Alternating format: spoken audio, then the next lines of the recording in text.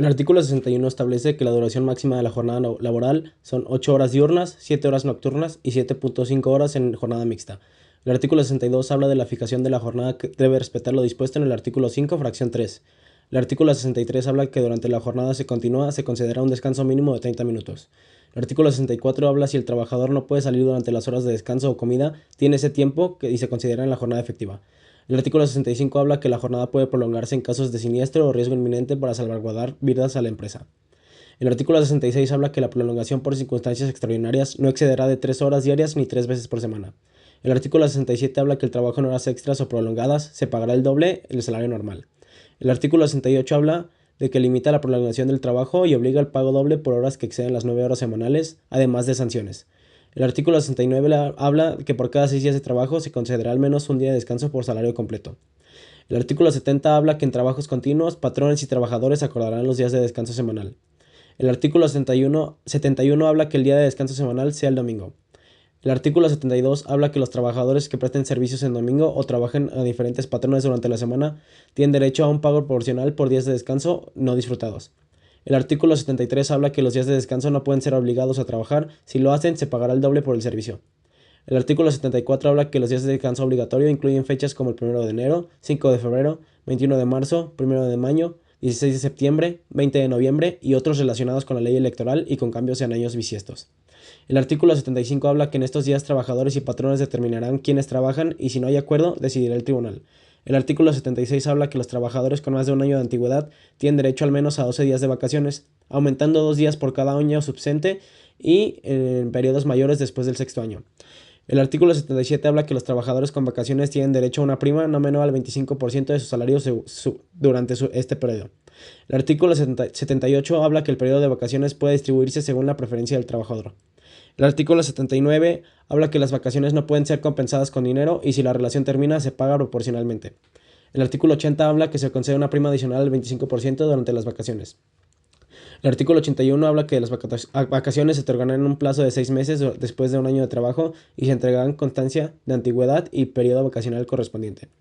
El artículo 82 habla que el salario se define como la retribución que debe pagar el patrón por trabajo. El artículo 83 habla que el salario puede fijarse en diferentes modalidades, incluyendo unidad de tiempo o por obra, y debe ser remunerador. El artículo 84 habla que el salario se integra con pagos en efectivo, en especie, primas, comisiones y otros beneficios. El artículo 85 habla que el salario mínimo debe ser suficiente para satisfacer necesidades básicas y considerar la cantidad y calidad del trabajo. El artículo 86 habla que igual en trabajo de circunstancias iguales deben ser pagadas igual, promoviendo la igualdad salarial y erradicando prácticas discriminatorias de género. El artículo 87 habla que los trabajadores tienen derecho a un aguinaldo anual mínimo de 15 días de salario pagados antes del 20 de diciembre. Si no cumplen el año, reciben proporción. El artículo 88 habla que el pago de salario no debe exceder una semana para trabajos materiales o 15 días para otros trabajos.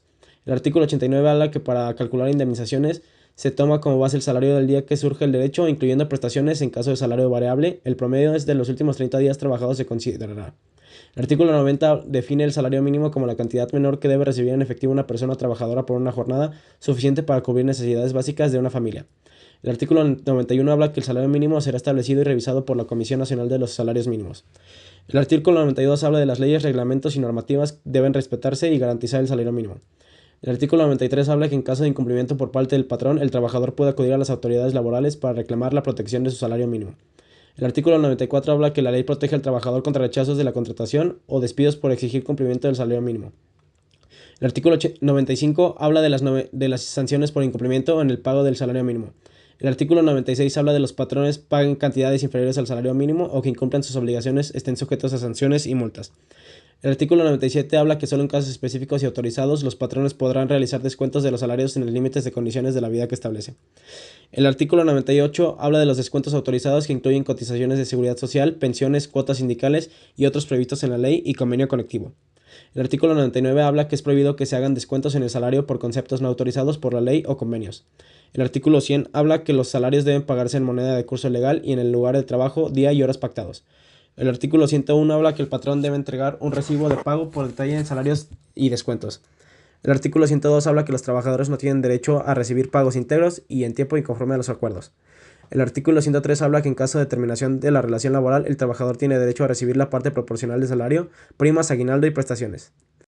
El artículo 104 dice que queda prohibida la cesión de salarios a favor del patrón o terceras personas.